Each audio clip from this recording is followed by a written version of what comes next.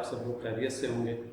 आज हमारा video lecture chapter 8 की एमसीक्यूज़ से रिलेटेड है। ये चैप्टर 8 इलेक्ट्रिक फील्ड का है और फर्स्ट ईयर के स्टूडेंट्स के लिए इलेक्ट्रिसिटी या इलेक्ट्रिक से रिलेटेड जितनी भी टर्म्स हैं वो थोड़ी सी नई हैं। इंशाल्लाह इसके अंदर देखेंगे जो कॉन्सेप्ट्स एमसीक्यूज़ के अंदर एक्सप्लेन किए गए हैं वो हमने सीखने हैं। तो आइए स्टार्ट करते हैं। MCQs number 1। एमसीक्यूज़ नंबर 1 में हमसे कहा गया अ 2 microcoulomb point charge is located at a distance d away from 6 microcoulomb point charge. What is the ratio of F1 to F21? ये हमारा एमसीक्यूज़ है और इसके अंदर इसके ऑप्शंस पहले आप देख लें। अब इसकी थोड़ी सी लॉजिक हमें पता होनी चाहिए तो हम इसका आंसर इन ऑप्शंस में से सिलेक्ट कर सकते हैं। देखिए, दो पॉइंट चार्जेस के दरमियान जो फोर्स पाई जाती है उसको कहते हैं इलेक्ट्रोस्टैटिक फोर्स या कूलम फोर्स, और उसे हम फाइंड कर सकते हैं कूलम्स लॉ की मदद से। अब कूलम लॉ हमें क्या बताता है, जो उसका फॉर्मूला है वो है F equal to K Q1 Q2 upon R square.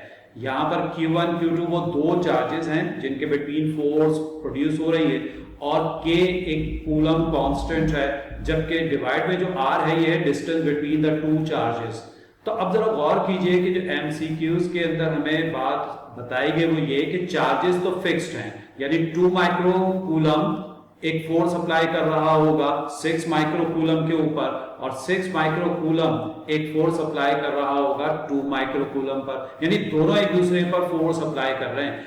Formula हमें ये सिखाता है कि Q1 Q2 तो फिक्स्ड हैं, आप उनकी जगह चेंज कर सकते हैं, Q1 की जगह Q2 कर दें, Q2 की जगह Q1 कर दें, तो उससे हमें फोर्स मिलेगी चार्ज 1 की 2 पर और चार्ज 2 की 1 पर। तो फॉर्मूला हमें सिखा रहा है कि ये फोर्स सेम होती है क्योंकि चार्ज का मैग्नीट्यूड सेम है, और इसमें कहा गया कि जो डिस्टेंस है उसको भी सेम रखा गया, यानी डिस्टेंस d है। तो अगर डिस्टेंस फिक्स्ड है, चार्जेस का मैग्नीट्यूड फिक्स्ड है, तो फिर जो फोर्स एक चार्ज दूसरे पर एग्जर्ट करेगा उतनी ही फोर्स दूसरा वाला भी पहले वाले चार्ज पर एग्जर्ट करेगा, यानी दोनों के फोर्सेस आपस में इक्वल होंगी। तो अगर ये फोर्सेस इक्वल हैं तो हम अगर इनका रेशियो कैलकुलेट करें तो हमें पता है दो इक्वल क्वांटिटीज का जो रेशियो होता है वो 1 के इक्वल होता है। मसलन अगर हम इन दोनों के दरमियान जो फोर्स है वो 10 न्यूटन बनती है, तो अगर मैं 10 न्यूटन को 10 न्यूटन से डिवाइड कर दूं तो हमें आंसर मिलेगा 1। तो 10 से 10 कैंसिल हो गए, रेशियो 1 आ जाएगा। तो हम इसमें 1 को सिलेक्ट कर लेते हैं कि क्योंकि इसमें कोई चेंजेस नहीं की गई तो फोर्स सेम रहेगी, जो फोर्स एक चार्ज दूसरे पर अप्लाई करेगा उतनी ही फोर्स दूसरा पहले पर अप्लाई करेगा। तो हमारा ये आंसर 1 आ जाएगा दोनों फोर्सेस की रेशियो का। अब चलते हैं सेकंड हमारी एमसीक्यूज क्या है। सेकंड एमसीक्यूज में हमें कहा गया the minimum charge on an object can not be less than. देखिए, हमारे इर्द गिर्द जितने भी ऑब्जेक्ट पाए जाते हैं उनके ऊपर चार्जेस हो सकते हैं, पॉजिटिव हो या नेगेटिव हो। तो उन चार्जेस का एक अमाउंट होता है, वो अमाउंट इस एमसीक्यूज में कहा गया कि मिनिमम कितना हो सकता है, उस मिनिमम से नीचे नहीं जा सकते।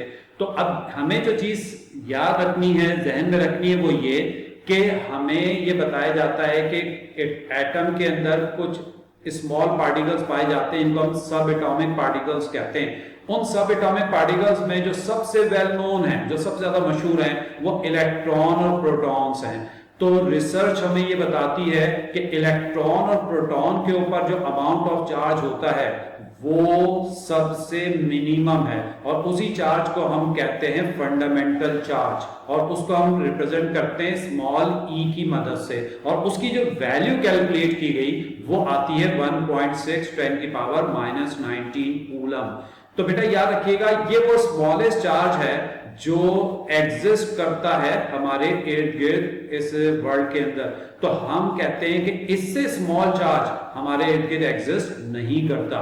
लेकिन अगर हम पार्टिकल फिजिक्स, जो कि एक ब्रांच है फिजिक्स की, उसको पढ़ें तो हमें यह अंदाजा होता है कि इससे भी स्मॉलेस्ट चार्ज मिल सकता है, कि अगर हम प्रोटॉन को ब्रेक करें या न्यूट्रॉन को ब्रेक करें तो इससे भी स्मॉलेस्ट चार्ज हमें मिल सकता है। लेकिन हम इस एमसीक्यू में देख रहे हैं कि ये एक नॉर्मल जो है वो सिचुएशन की बात हो रही है, ये हम पार्टिकल फिजिक्स की या बहुत बहुत स्पेशल केसेस की तरफ नहीं जा रहे, तो वो जो स्मॉलेस्ट पार्टिकल्स होते हैं इनको क्वार्क्स कहा जाता है। तो यहाँ क्वार्क्स की बात हम नहीं कर रहे, मैंने सिर्फ एक्स्ट्रा इंफॉर्मेशन के लिए आपको ये बात बता दी। तो हम वापस अपने एमसीक्यूज पर आ जाते हैं, जो हमसे एक सिंपल सी बात कह रही है कि हमारे इर्द गिर्द जो चार्ज है वो मिनिमम कितना होता है और इससे कम चार्ज नहीं हो सकता। तो ये वैल्यू आपके सामने डिस्प्ले हुई भी है कि प्रोटॉन और इलेक्ट्रॉन का जो चार्ज है वो सबसे स्मॉलेस्ट माना गया, और इसी को हम चार्ज का बेस यानी समझ लीजिए कि उसकी यूनिट कहते हैं या बेसिक वैल्यू कहते हैं, फंडामेंटल चार्ज कहते हैं। तो हम इसमें 1.6 एक्सपोनेंट -19 को सिलेक्ट कर लेंगे, ये हमारा राइट ऑप्शन हो जाएगा। अब चलते हैं हम अपनी थर्ड एमसीक्यूज की तरफ। इसमें कहा गया two charges are placed at a certain distance, तो चार्जेस इनको एक सर्टेन डिस्टेंस या खास डिस्टेंस पर रख दिया गया। If the magnitude of each charge is doubled the force will become. अब देखिए ये कहता है कि अगर हम दोनों चार्जेस को डबल करते हैं तो फिर फोर्स कितनी हो जाएगी। तो जहन में रखिएगा कि दोनों को डबल करना है, Q1 को भी डबल कर दें, 2 से मल्टीप्लाई कर दें, Q2 को भी डबल कर दें यानी 2 से मल्टीप्लाई कर दें। तो देखिए मैंने थोड़ी सी कैलकुलेशन की है ताकि आपको आसानी से बात समझ में आ जाए। ये हमारे पास फोर्स का फार्मूला होता है दो चार्जेस के बिटवीन। अब हमने पहले इसको रखा सिंपल Q1 Q2, अब अकॉर्डिंग टू द एमसीक्यूज इन्हें डबल करना है, तो हमने इस Q1 को कर दिया डबल यानी इसके साथ 2 मल्टीप्लाई कर दिया, इसी तरह Q2 को भी डबल कर दिया यानी 2 से मल्टीप्लाई कर दिया। अब आप देखिए ये जो 2 और 2 है ये आपस में मल्टीप्लाई होके 4 बन जाएंगे। तो हम इसको इस तरह से लिखेंगे कि जो नई फोर्स है वो होगी 4 टाइम्स ऑफ जो ओरिजिनल फोर्स थी। तो हम इसको इस वैल्यू को चूज कर सकते हैं कि जो हमारी नई फोर्स होगी वो पहली फोर्स के मुकाबले में 4 टाइम्स हो जाएगी अगर दोनों चार्जेस को डबल कर दिए जाए। तो ये हमारा राइट आंसर होगा। अब चलते हैं नेक्स्ट एमसीक्यूज की तरफ। जो हमारी नेक्स्ट एमसीक्यूज है इसमें कहा गया कि which of the following can be deflected while moving in an electric field. यानी इलेक्ट्रिक फील्ड में अगर कुछ पार्टिकल्स को एंटर करवाया जाए जिनके नाम यहाँ पर डिस्प्ले हो रहे हैं, न्यूट्रॉन है, फोटॉन है, इलेक्ट्रॉन है, तो अगर इन पार्टिकल्स को इलेक्ट्रिक फील्ड में हम एंटर करवाएं तो किस पार्टिकल के ऊपर डिफ्लेक्शन अप्लाई होगा यानी उस पर फोर्स अप्लाई होगा, वो डिफ्लेक्ट कर जाएगा। तो एक सिंपल सी बात याद रखिएगा कि इलेक्ट्रिक फील्ड में हमेशा जो चार्ज पार्टिकल्स हैं उन पर फोर्स अप्लाई होती है, तो इनमें जिसके पास चार्ज होगा वही डिफ्लेक्ट होगा। तो देखिए न्यूट्रॉन के पास कोई नेट चार्ज नहीं होता, नॉर्मली हम उसको कहते हैं कि वो न्यूट्रल पार्टिकल है, तो न्यूट्रॉन के ऊपर कोई फोर्स अप्लाई नहीं होगी इलेक्ट्रिक फील्ड में, तो वो डिफ्लेक्ट भी नहीं होगा। फोटॉन हमें पता है कि फोटॉन तो एक एनर्जी का पैकेट है, उसके पास तो चार्ज नहीं होता, तो इसके लिए उसके ऊपर भी फोर्स अप्लाई नहीं होगी। अब सिर्फ रह गया इलेक्ट्रॉन, तो इलेक्ट्रॉन एक चार्ज पार्टिकल है और अगर चार्ज पार्टिकल इलेक्ट्रिक फील्ड में एंटर करवाया जाए तो इसके ऊपर जो है वो एक फोर्स अप्लाई होती है। तो अब इस एमसीक्यूज का आंसर हमें मिल गया कि हमारा जो राइट आंसर है वो है इलेक्ट्रॉन। तो याद रखना कि इलेक्ट्रिक फील्ड में सिर्फ और सिर्फ इलेक्ट्रिक फोर्स अप्लाई होती है चार्ज पार्टिकल्स के ऊपर और इलेक्ट्रॉन हमारा एक चार्ज पार्टिकल है। तो ये हमारा आंसर है। अब आते हैं हम नेक्स्ट एमसीक्यूज की तरफ। The flux through a flat surface of area A in a uniform electric field is maximum when the surface area is। अब बेटा ये जो एमसीक्यूज है ना ये थोड़ी सी समझने वाली है, इसको चेंज करके भी एग्जाम में दिया जा सकता है, तो वो चेंज भी मैं आपको बताता हूं कि आपने फिर कंफ्यूज नहीं होना।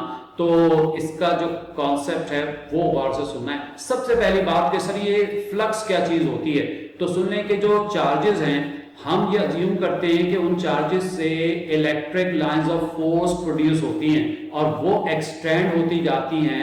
तो इसका मतलब ये हुआ कि चार्जेस जो है वो एक सोर्स होते हैं इलेक्ट्रिक लाइंस ऑफ फोर्स का, और कन्वेंशनली हमने ये अज्यूम कर लिया कि जो पॉजिटिव चार्ज है उससे लाइंस जो है वो प्रोड्यूस होकर उससे अवे मूव करती हैं इलेक्ट्रिक लाइंस ऑफ फोर्स, और जो नेगेटिव चार्ज है वो एक सिंक का काम करता है। सिंक का मतलब है कि वो इन तमाम लाइंस को अपने ऊपर रिसीव करता है, तो उसमें जो इलेक्ट्रिक लाइंस ऑफ फोर्स है वो टुवर्ड्स नेगेटिव चार्ज कंसिडर की जाती हैं। अब फ्लक्स क्या है कि अगर ये लाइंस जो प्रोड्यूस हो रही हैं वो यूनिफॉर्मली प्रोड्यूस होती हैं किसी भी चार्ज के अराउंड, तो अगर हम इनको काउंट करना चाहें तो हम इनको काउंट कर सकते हैं। एक एरिया, एक क्रॉस सेक्शनल एरिया कोई हमारे पास कोई सरफेस हो जो हम उसके रास्ते में रख दें और उसमें से पास होने वाली लाइंस को हम काउंट कर लें। तो अगर किसी भी लाइंस के सामने, इलेक्ट्रिक लाइंस ऑफ फोर्स के सामने एक एरिया, एक सरफेस रख दी जाए तो उसमें से जो लाइंस पास होंगी उनकी तादाद को इलेक्ट्रिक फ्लक्स कहा जाता है। तो अब देखें कि जो इलेक्ट्रिक फ्लक्स है वो कुछ इस फिगर से ज्यादा अच्छी तरह से एक्सप्लेन होता है कि आप देखें जो ब्लू कलर का है ये एक सरफेस है जिसका एक एरिया है। उस एरिया को हमने डिफरेंट डायरेक्शंस के अंदर ओरिएंटेट करके रख दिया है। तो अब आप देखें कि जिसकी ओरिएंटेशन है वो डिफरेंट एंगल्स के ऊपर है और इसी की मदद से हम इसमें जो पास होने वाली लाइंस है उसको फाइंड कर सकते हैं। अब फिगर हमें इसका आंसर बता रही है। हमें आंसर में पूछा गया कि मैक्सिमम फ्लक्स कब मिलेगा। तो आप देखिए इस फिगर का जो पहला पार्ट है वो मैक्सिमम फ्लक्स को रिप्रेजेंट करता है, ये वाला पार्ट जिसपे के नीचे मैंने ये मैक्सिमम फ्लक्स शो किया। तो आप देखें कि अगर हम इस सरफेस को परपेंडिकुलर हेल्ड कर लें तो इसका जो एरिया वेक्टर है वो फील्ड के पैरेलल हो जाएगा। तो ये जो रेड कलर से एरो नजर आ रहा है ये एरिया वेक्टर को रिप्रेजेंट करता है। तो हमने अब इस एमसीक्यूज को इस तरह से देखना है कि क्वेश्चन में हमें एरिया वेक्टर के बारे में पूछा गया है या फिर सरफेस के बारे में पूछा गया है। तो देखिए सरफेस तो परपेंडिकुलर है लेकिन जो एरिया वेक्टर है वो पैरेलल है। तो क्योंकि एमसीक्यूज के अंदर एरिया वेक्टर का जिक्र है, एरिया के बारे में पूछा गया है, तो हम इसको इसी फॉर्म में जो है वो शो करेंगे। तो हम इस पहले आंसर को जो पहला आंसर है हमारा पैरेलल टू ई, हम कहते हैं कि ये हमारा राइट ऑप्शन है। लेकिन मैं भी आपको थोड़ी सी कैलकुलेशन और दिखाता हूं। अच्छा लास्ट वाला जो पार्ट है इस फिगर का उसको भी देख लें, ये मिनिमम फ्लक्स को शो करता है। आप गौर से देखें इसमें से एक भी लाइन जो है वो पास नहीं हो रही इस सरफेस से। हमने सरफेस को इस तरह से रख दिया कि लाइन या तो इसके ऊपर से गुजर रही है या इसके नीचे से पास हो रही है, लेकिन इस सरफेस से एक भी लाइन पास नहीं हो पा रही। तो हम कहते हैं कि यहां पर जो फ्लक्स है वो मिनिमम होगा। तो मिनिमम फ्लक्स कब होता है? जब एरिया वेक्टर 90 डिग्री का एंगल बना रहा है। फिगर से क्लियर नजर आ रहा है कि एरिया वेक्टर इलेक्ट्रिक फील्ड के परपेंडिकुलर यानी 90 डिग्री पर है। तो ये भी याद रखिएगा कि एमसीक्यूज इस फॉर्म में पूछी जा सकती है कि भाई मिनिमम जो है वो फ्लक्स कब होगा। तो मिनिमम फ्लक्स कब होगा? जब एरिया वेक्टर परपेंडिकुलर होगा, 90 डिग्री पर होगा, तो उस वक्त हमें फ्लक्स मिनिमम मिलेगा। और जो पहला पार्ट है वो हमें बताता है कि मैक्सिमम फ्लक्स कब मिलेगा? जब एरिया वेक्टर इलेक्ट्रिक फील्ड के पैरेलल होता है। तो हम इसकी बाकायदा एक कैलकुलेशन भी कर सकते हैं। ये हमारे पास फ्लक्स का फॉर्मूला है जो हमें मैक्सिमम फ्लक्स बताता है। तो हमारी जो फिगर है, जो फर्स्ट फिगर है जो मैक्सिमम फ्लक्स को शो कर रही है, उसमें एरिया वेक्टर और ई के दरमियान जीरो एंगल बन रहा है क्योंकि वो पैरेलल है। तो जीरो एंगल का मतलब है कि थीटा की जगह अगर जीरो रखा जाए तो cos 0 1 के इक्वल होता है, जो उसकी मैक्सिमम वैल्यू होती है, उससे फ्लक्स भी मैक्सिमम हो जाता है। तो ये मैक्सिमम फ्लक्स की वैल्यू भी हमें मिल गई। तो ये मैंने थोड़ी सी कैलकुलेशन भी आपको समझा दी। तो इन तमाम चीजों का जो कंक्लूजन है वो यही है कि जब भी area vector electric field vector के पैरेलल होगा या जीरो एंगल बना रहा होगा तो उस वक्त हमारा जो फ्लक्स है वो मैक्सिमम होगा, और जब वो परपेंडिकुलर होगा या 90 डिग्री पर होगा तो उस वक्त हमारा ये जो फ्लक्स है वो मिनिमम वैल्यू पर होगा। तो ये हमारा राइट आंसर है पैरेलल टू ई इस एमसीक्यूज का। ठीक है, अब चलते हैं अपनी नेक्स्ट एमसीक्यूज की तरफ। ये नेक्स्ट एमसीक्यूज क्या है? The product of charge Q and a small separation d between two charges of same magnitude and opposite in nature is known as। देखिए ये एक तरह की डेफिनेशन है और हमने अपने इस चैप्टर में इस डेफिनेशन को पढ़ा कि एक चीज है जिसको कहा जाता है इलेक्ट्रिक डायपोल, यानी दो चार्जेस का ऐसा कॉम्बिनेशन जो कि नेचर में अपोजिट हो लेकिन वैल्यू में सेम हो और उनको एक दूसरे से कुछ डिस्टेंस पर रख दिया जाए। जिस तरह की ये फिगर हमें शो कर रही है कि इसमें एक नेगेटिव चार्ज है और दूसरा उतनी ही वैल्यू का पॉजिटिव चार्ज है। तो इस तरह का जो एक कॉम्बिनेशन बन जाता है, इस कॉम्बिनेशन को हम कहते हैं इलेक्ट्रिक डायपोल। तो हमारा इसमें जो आंसर है वो कैलकुलेशन बेस्ड नहीं है, बस हमने ये नॉलेज के तौर पे याद रखना है कि एक हमारे पास जो है दो चार्जेस का कॉम्बिनेशन जिसमें चार्जेस की वैल्यू सेम हो, उनके दरमियान एक स्मॉल डिस्टेंस हो, तो इस कॉम्बिनेशन को हम कहते हैं इलेक्ट्रिक डायपोल। तो ये हमारा आंसर इलेक्ट्रिक डायपोल हो जाएगा। अब हम आते हैं इसकी 7th एमसीक्यूज की तरफ। इसमें लिखा है कि 12 joule of work is to be done against an existence electric field to take a charge 0.01 coulomb from one point A to another point B.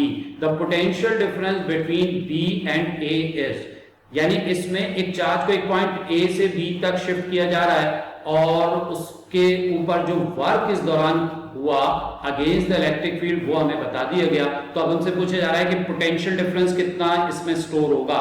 तो बेटा देखें, इसकी तो सिंपल सी कैलकुलेशन है। एक फॉर्मूला हमें पोटेंशियल डिफरेंस या वोल्टेज का याद रखना है कि वोल्टेज या पोटेंशियल डिफरेंस की डेफिनेशन से ये फॉर्मूला हमें मिलता है कि पोटेंशियल डिफरेंस इक्वल होता है work done per unit charge. तो वर्क ऊपर रख दें, चार्ज की वैल्यू नीचे रख दें, उससे पोटेंशियल डिफरेंस आ जाएगा। तो यहाँ पर जो वर्क हमें दिया गया वो 12 जूल है और जो चार्ज की वैल्यू दी गई है वो 0.01 कूलम है। तो अगर हम इसको डिवाइड कर लेते हैं तो ये 1200 वोल्ट आंसर हमें मिल जाता है। तो ये हमारा राइट आंसर होगा। तो अब हम चलते हैं नेक्स्ट एमसीक्यू की तरफ। इसमें लिखा है the force between two charges placed in air is F, यानी दो चार्जेस को एयर में रखा गया और उसकी जो फोर्स है वो F के इक्वल आ गई। अब आगे कहता है if air is replaced by medium of relative permittivity epsilon r then force is reduced to. तो अब कहा गया कि जी अगर उसके दरमियान एक डाइलेक्ट्रिक मीडियम रख दिया जाए जिसकी रिलेटिव परमिटिविटी एप्सिलॉन r हो तो फोर्स के अंदर जो कमी आ जाएगी तो कमी के बाद वो फोर्स कितनी हो जाएगी वो हमें बतानी। ये हमारे ऑप्शंस हैं। तो अब आप देखें कि मैं इसके अंदर आपको थोड़ी सी कैलकुलेशन करके दिखाता हूं। ये दो चार्जेस हैं जिनके दरमियान फोर्स बन रही है। तो याद रखें, जब भी दो चार्जेस को आप एयर में रखेंगे और दरमियान में कोई और मीडियम ना हो तो उनके दरमियान एक फोर्स बन जाएगी। लेकिन अगर हम बीच में कोई मीडियम प्लेस कर दें तो मीडियम प्लेस करने से फोर्स रिड्यूस हो जाती है। तो वो रिड्यूस फोर्स हमें कैलकुलेट करनी है। तो अब आप देखें कि उसकी कैलकुलेशन हम इस तरह कर सकते हैं कि सबसे पहला काम हम क्या करेंगे कि फोर्स कैलकुलेट कर लेते हैं एयर में, कि जब सिर्फ और सिर्फ दोनों चार्जेस के दरमियान एयर हो तो हम कूलम्ब्स लॉ अप्लाई करते हैं। तो कूलम्ब्स लॉ कहता है F equals to 1/4 pi epsilon naught Q1 Q2 upon R square. इसमें जो 1/4 पाई एप्सिलॉन नॉट है ये एयर के लिए यूज होता है। एप्सिलॉन नॉट कहलाती है परमिटिविटी ऑफ फ्री स्पेस या एयर।